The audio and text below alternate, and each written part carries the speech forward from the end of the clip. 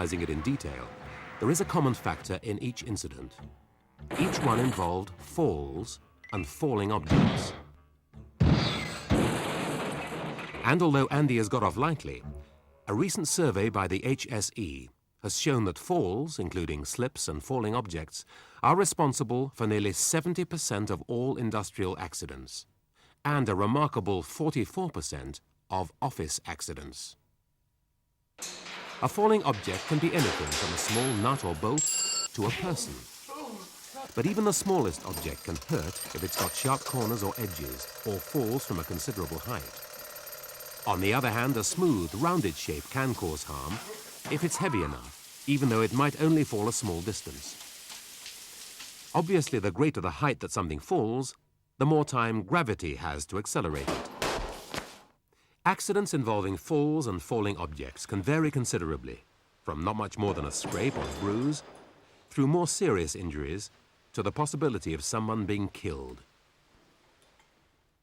There is legislation, the Health and Safety at Work Act 1974, and the Workplace Health, Safety and Welfare 1992. Regulations that set out to protect people at work. But like all regulations, they're not worth anything unless they're acted upon. And people like Andy and his workmates take advantage of safety equipment and training. Let's take a look at some of the work practices that, if they're used, will keep people safe. It's obvious, but the first thing is to be wearing the right gear. That means a safety helmet and safety shoes as a minimum. Perhaps the most important thing is to avoid becoming a falling object yourself. People are killed and injured every year by falls, from ladders, from scaffolding, and you don't have to fall far to hurt yourself. A permanent working platform, but whichever structure is employed, you'll be protected by handrails or barriers that are referred to as fencing by the legislation. And remember that there should always be toe boards fitted so that you don't inadvertently kick something off onto someone beneath. If you're going to be working at height for a short time, then there are fall arresters and safety harnesses to use. There's no point in having an arrestor unless it's securely attached to something that will take your weight if you fall. And if you wear a harness that's fitted wrongly, you may injure yourself anyway. If you're not sure, ask your safety officer or supervisor. When you're on scaffolding, don't be tempted to take shortcuts or get an extra little bit of height by climbing on the guardrail or handrail. So many accidents are caused when people try to save just a little bit of time. Don't do it. And of course, you shouldn't go on any scaffolding unless it's got a green SCAF tag on it. And again, don't try modifying it yourself. Putting up scaffolding takes time and is expensive. So if you have to do a job somewhere that a crane can reach, you could use a personnel work basket. There are particular standards for these, so not just any basket will do.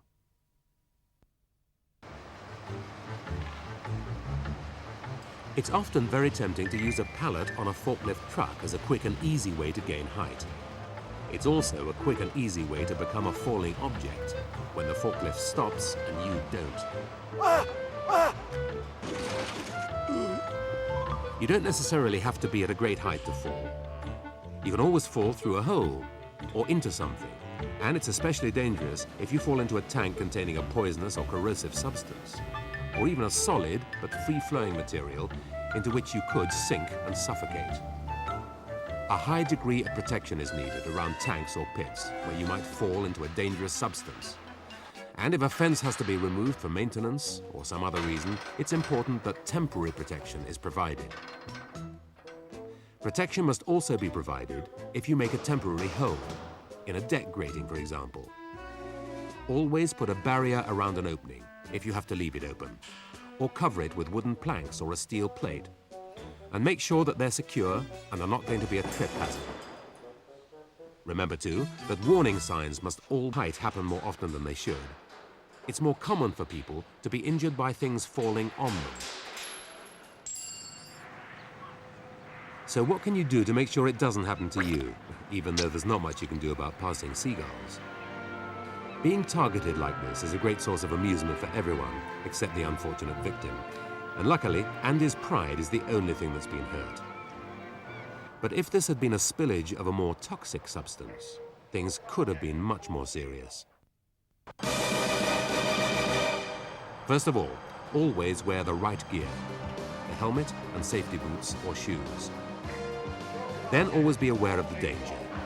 If there are signs to keep you away from where people are working overhead, then obey the signs. Don't be tempted to take a shortcut. Be aware of cranes, of moving loads, of people working overhead, especially if you're under a mezzanine deck, which is likely to have open gratings. Although you can protect yourself to some extent from falling objects, it's much more important to make sure you aren't responsible for something dropping on someone else. Even though you've done something hundreds of times safely, it only takes a moment's lack of concentration for someone to get hurt. The commonest falling objects are hand tools. Putting tools in your pockets is a natural enough thing to do. But if you bend over, anything in your top pocket is going to fall out. And when you're climbing up a ladder or squatting down to pick something up, your trouser pockets will empty out. Don't use your pockets. Get a proper tool belt and keep your tools properly clipped and fastened in it. If you can't get a tool belt, then as a temporary measure, and that's all it is, you can tie your tools on. But obviously, open grating floors are an obvious hazard. Tools or parts can fall through, and the chances are there'll be a walkway underneath. Remember, even small objects can cause serious injury, so take the time to get a sheet of cardboard or plywood to work on. One of the commonest causes of injury, to you or someone below, is something as simple as a spanner slipping off a nut. You're probably reaching a bit, you're putting some weight into it, and suddenly you're completely thrown off balance. You might fall yourself, but there's a good chance you're going to drop. Even filing cabinets can become serious hazards. If you leave the bottom drawers open, then someone can trip over them. And if you overload the top drawers, a whole lot can come over. And remember, a full filing cabinet is a considerable weight and has sharp edges. In fact, some of the commonest accidents in the office are just simple slips, trips or falls on the same level. And the commonest cause of slips is when somebody slips on something that someone else has spilled. It's so simple, isn't it? If you spill something, then clean it up, or get it cleaned up. A fall isn't a trivial thing. You could end up with an injured back, which could give you trouble for years and years. When it comes down to it, it's usually your fault